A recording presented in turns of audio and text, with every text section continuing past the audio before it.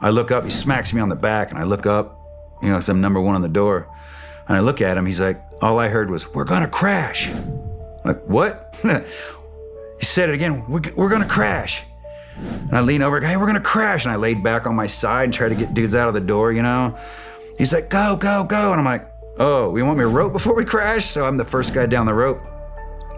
And then other guys come down and he's pointing, it's that way. And I'm like, oh, we've had a crash. There's another crash. That makes a lot more sense. And we took off running, you know, in that direction of the heat and that he was pointing. And I came up and that little bird was on fire. Pilots were trying to drag themselves out. And my 2IC used to be a crew chief on a Black Hawk. So he immediately, you know, the whole front's broken off. And he immediately ran up and the pilots are dragging themselves out of the way. We pulled him out of the way. He grabs a fire extinguisher and tries to put out the engines because it's still running. The jet's still running. It's catching the pine needles on fire and it's starting to spread. I'm like, we gotta drag the pilots further. And glory awaits those who dare. Thanks for your service.